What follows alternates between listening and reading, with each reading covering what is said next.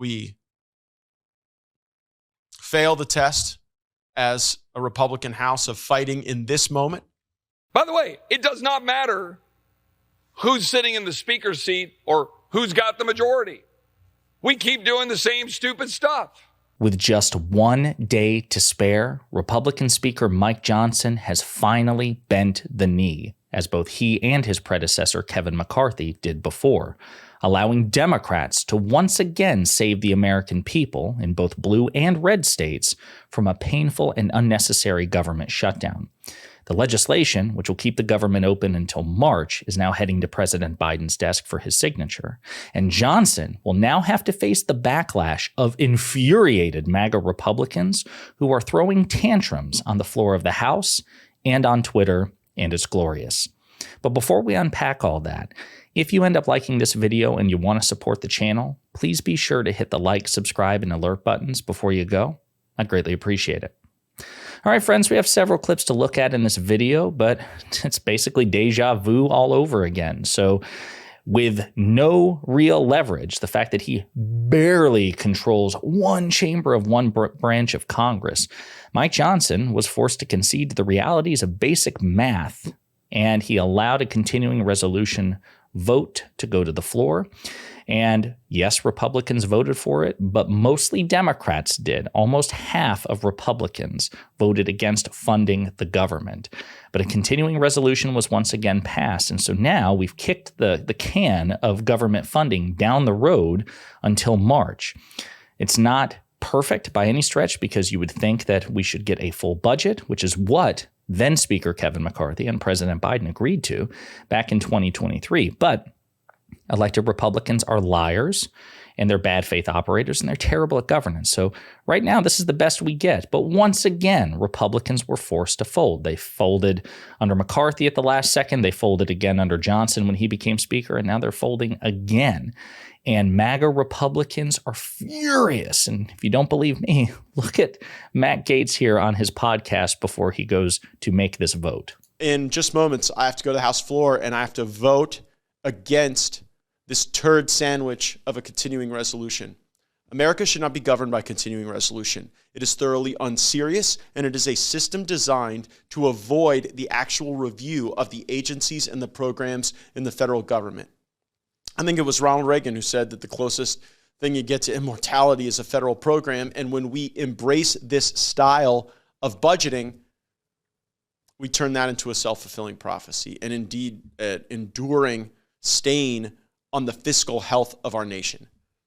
This thing's apparently going to March 1, March 8. No demand on border. No demand to defang the weaponization of our government, and sure cuts off of the Kevin McCarthy deal. Kevin McCarthy made this terrible deal with Biden, and then he had $50 billion in side deals. Johnson claws back $20 billion of that, but it's not sufficient. It's not enough. It's not what the House of Representatives should be doing. We have a slim majority, but we should take it out for a spin every once in a while, as my friend and colleague Chip Roy likes to say. So he's obviously very sad, and he should be, because it was an L for him and his team. It was, as these continuing resolutions have been. Now, I agree with him, actually, in certain respects. The government shouldn't be funded by continuing resolution. It's a stopgap measure, and all it does is reset the clock. That's why Republicans, again, who have a very narrow majority and an unruly caucus at that, that's why they have to accept they can't be the tail that wags the dog. They're in an inferior position. And so they should honor the deal that they made with President Biden back in May 2023. They should stop being liars and bad faith operators. We got some more clips to play, but before I do, just a real quick recap. House and Senate passed short-term bill averting government shutdown until March. Congress on Thursday passed legislation to keep the federal government open into March, approving the third stopgap spending bill in 4 months as lawmakers struggle to agree on long-term funding plans. The bill extends deadlines to March 1st and March 8th.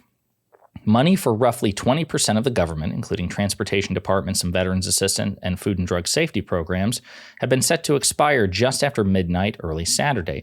The remainder, which funds the defense and state departments, among other critical functions, would have expired February 2nd without the new extension. The Senate passed the legislation 77-18, pretty damn bipartisan. Then the House followed suit 314 to 108 hours later after GOP hardliners launched a last-minute pressure campaign to attach partisan border security measures to the funding package. The votes send the legislation to President Biden to sign into law and avoid a partial government shutdown ahead of the deadline. And yeah, if you go in here, it talks about how they tried desperately to pressure Mike Johnson to avoid this deal. But Mike Johnson isn't stupid, right? If anything, one of the things that makes him so dangerous in that position as the most powerful elected Republican is that he's very smart. He understands he's in a position of weakness, that slim majority is getting ever slimmer, right? His caucus is unruly.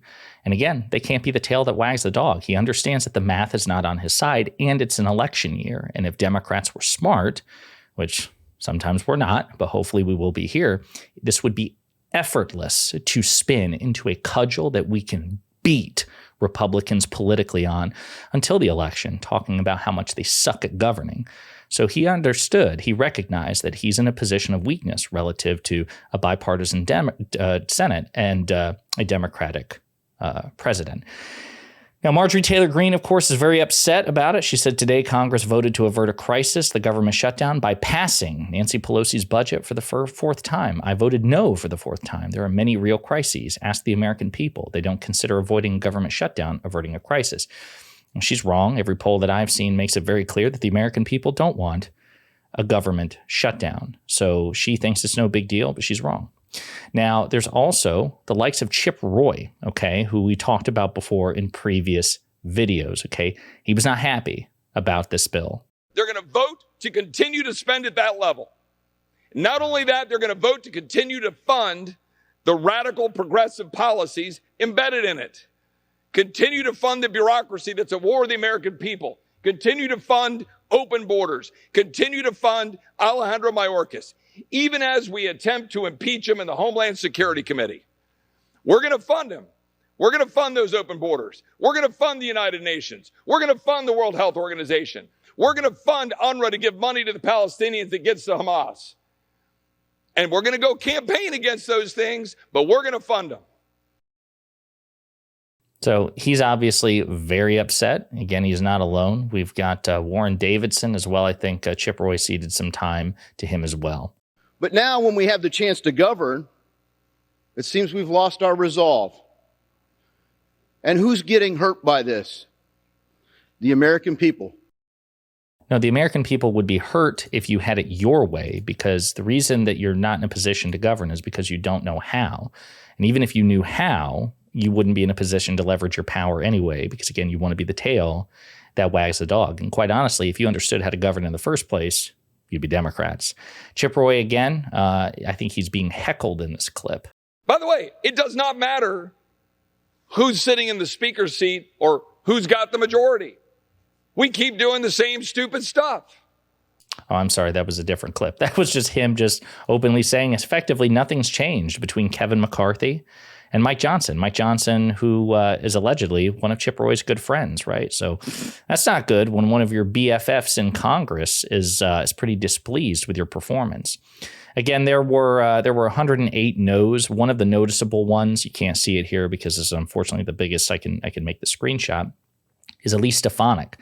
Elise Stefanik basically took Liz Cheney's place. She's the number 3 in the House Republican Conference, and she was also being thrown around as a possible contender for Donald Trump's vice president later on, and once he finally announces who that VP will be. So she's a member of House leadership. She voted against this. Mike Johnson voted for it, right? So there could be potential dissent there.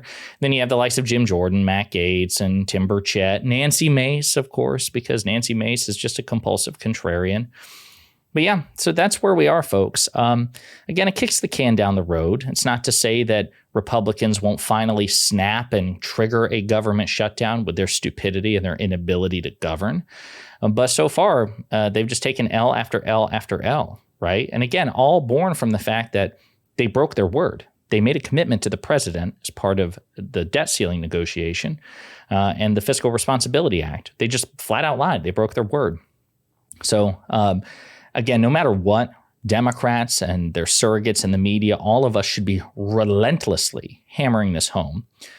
Republicans are good for BS culture war issues. If you are really concerned with the fact that there's a black elf in the new Lord of the Rings movie, or a black mermaid, or the fact that the green M&M is wearing, again, sneakers instead of high heels, stuff like that, if that's what you're really concerned with, if that's what keeps you up at night, you should definitely vote Republican, right? Because that's the priority.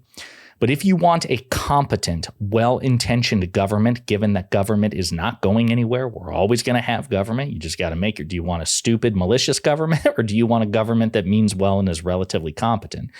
As we head into the election, you should vote blue in November, no matter who and no matter where you are. Food for thought. Let me know what you think in the comments.